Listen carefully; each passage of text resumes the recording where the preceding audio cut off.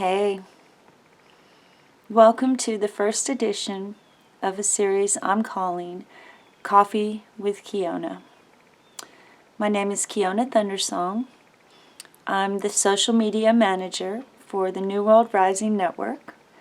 I'm the founder and focalizer of the Wild Human Initiative and the New Mystic Warriors. And I'm a mother, a writer, and an activist. And I have decided to challenge myself to provide some quality content for my viewers and for people who are interested in the topics I cover by filming one video a day, at least one. So, this is the first episode of Coffee with Kiyonah. So, a little about myself. I'm 46 years old. I'm a mother, I'm a writer, I'm an activist. I am self-employed at home. I love going on hikes and road trips. I love collecting books. I love thrift shopping. I love nature and the earth. I feel very passionate about social justice. Not in a way that imposes my beliefs on others, but rather that cares about people being treated with honor and respect and dignity, whether they're homeless or they're prisoners or they're survivors of trauma, whatever. So that's a little about me. So each day I'm just going to share with you my thoughts, my ideas, my inspirations, my revelations. And this was a revelation I had last night, but I'm still meditating on it. So I'm going to share it with you. I was raised as a Christian, but I'm not a Christian now. I'm unto ascension and Christ consciousness and Buddhism and Taoism and Native Americanism and all the beautiful expressions of spirituality. But when I was being raised as a Christian, I was always told to love the sinner and hate the sin. So our world is really divided right now by hating the sinners. Let's take a hot button person like Donald Trump. If you say that you like Donald Trump, you're probably going to lose a lot of friends, even though he's the president. So what can you do about that? As an activist, as someone who is passionate about spirituality? Well, there's two parts to the thoughts I wanted to share. There's awareness and there's ascension.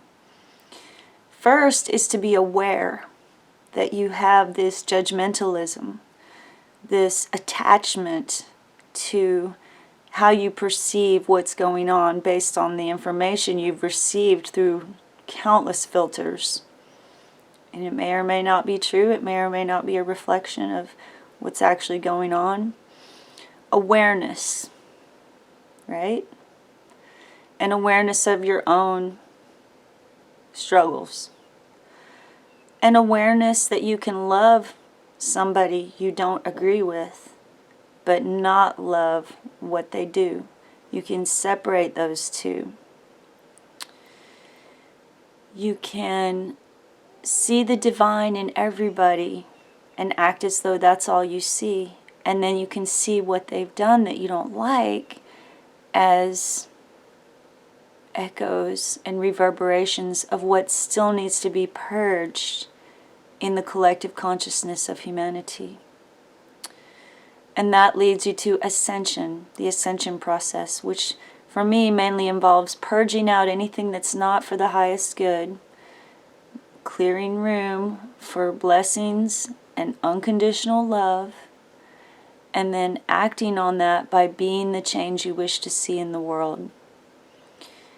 Because true enlightenment, or a true experience of enlightenment, or who you truly are, who you are in the sense of oneness and connection, who you are in that way is what is in alignment with things like unconditional love. Not obedience to some paradigm, not obedience to some political party or some religion. Alignment with principles like unconditional love. And how can you actually do that? How do you do that? Well, first you should bite your lip whenever you want to say something negative and try to give it some deeper thought and let people be who they are, let things play themselves out, and stand strong in what you believe, but don't impose it on other people. You know, take a longer range perspective, see the bigger picture. This will allow us to be united rather than divided if we find our commonalities as eternal beings embodied here, acting out these dramas, you know? It's a story. We're actors in a play. So not being so attached to the dramas that are going on, so that not being so attached that it throws you off center. You lose your groundedness. You fall out of alignment. And then you've got your own struggles with depression and anger and bitterness. Just avoid all of that. Love the sinner and hate the sin. Hate the sin in the sense that if you know what is good, beautiful, true, righteous, you focus on that. You amplify that. You empower that. And the rest just becomes background noise.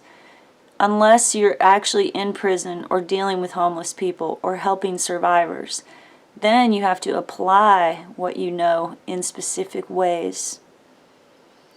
Like not judging people. I've met some really whacked out people with PTSD who at first compelled me to have a really negative reaction and reject them and judge them and just say they're crazy shit, you know. And then I realized that they are suffering, and what they are doing is a reflection of how very far they are from alignment. And that made me feel for them and divide the sin from the sinner. Sin is just falling short of your ideal. That's all it is. It's not a judgment of what's good or bad, right or wrong. It's just being out of alignment. So one thing we can do to empower ourselves to be the change we wish to see in the world is to align ourselves with unconditional love. And then go through an ascension process where we purge out anything that's not in the highest good. And act in ways that we find righteous. You know, be in God mode whenever you can. Like on a video game, go into God mode. You know, decide to be compassionate and let someone be who they are and just be a safe sounding board.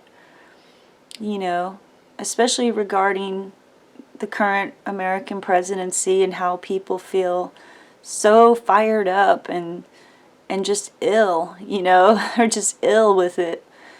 Provide a safe place for them to just relax into an earthy vibe and be who they really are and not talk about that shit for a while. You know, it's the same shit, a different day, a different year, a different decade, a different era, a different eon. You know, so just let it go for a while and focus on empowering good things like growing flowers, cleaning out junk, making love letters for everyone you know and hand delivering them, giving yourself a spa treatment with coconut oil and sea salt and whatever else, you know. Just making conscious little choices that beautify your own little world and sharing unconditional love with others. It's a huge topic, but I just wanted to share something with you for episode 1 of Coffee Time with Kiyonah. I hope you enjoy it.